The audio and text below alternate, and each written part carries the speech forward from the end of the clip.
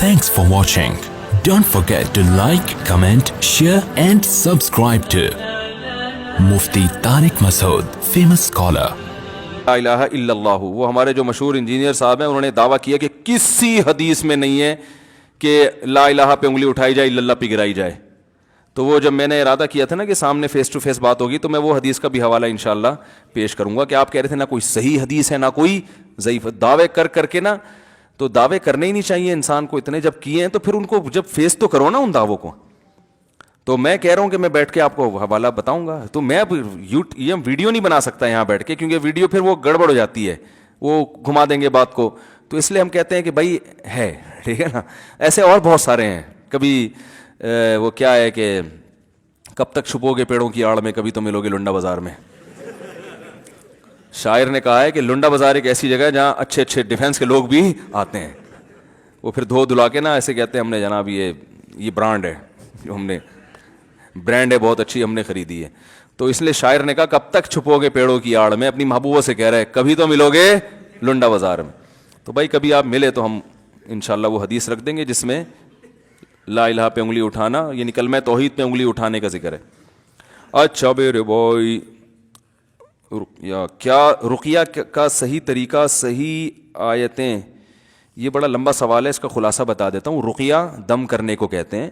تو سورہ فاتحہ کر کے بھی رقیہ کیا جا سکتا, آیت الکرسی بھی رقیہ ہے, اور سورہ بقرہ کی آخری آیتیں, کسی پہ جن ہونا یا جادو نظر وزر تو یہ آیتیں پڑھنے سے فائدہ ہوتا ہے, سمجھ رہے ہیں. اور نظر کی تو سب سے بہترین دعا ہے اعوذ بکلمات اللہ التامہ من کل شیطان وہامہ ومن کل عین لامہ, سمجھ رہے ہیں. مفتی صاحب آپ کے بال بہت اچھے ہو گئے ہیں, کیا راز ہے؟ میرے بال بہت گر رہے ہیں, سامنے سے خالی ہو گئے ہیں, کوئی حل بتائیں. بال جو ہے نا یہ موروثی ہوتے ہیں, یاد رکھو, قدرت کی طرف سے ہوتے ہیں, ابا دادا سے چلتے آ رہے ہوتے ہیں. میرے داڑھی کے بال جھاڑ بھجکڑ ہیں اور بہت سے بال میرے داڑھی کے سفید بھی ہو گئے, سر کے بال سفید نہیں ہوئے, بالکل کالے ہیں. تو یہ باپ دادا سے, میرے ابا کے بال بھی سر کے بہت خاندانی بال تھے. تو یہ قدرتی چیزیں ہوتی ہیں, یہ زیادہ چینج نہیں ہو سکتی, تھوڑی بہت ان میں دائیں بائیں ہو سکتا ہے, زیادہ نہیں ہو سکتی. باقی میرے تو بالکل ایئرپورٹ تھا,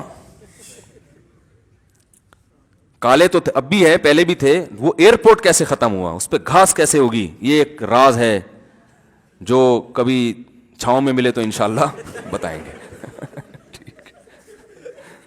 کبھی چھاؤں میں ملے تو انشاءاللہ بتائیں گے. اس میں بہت قربانیاں دی گئی ہیں اس کے لیے, ہل چلے ہیں, ٹریکٹر, کھاد ڈلی ہے اس میں, اور بڑی فصلیں اگائی گئی ہیں اس میں باقاعدہ, پودے لگے ہیں, سمجھ رہے ہیں نا. پھر اس کے چھڑکاؤ ہوا ہے, بہت اس میں محنت ہوئی ہے بھائی, تب جا کے یہ لہلہاتی فصلیں.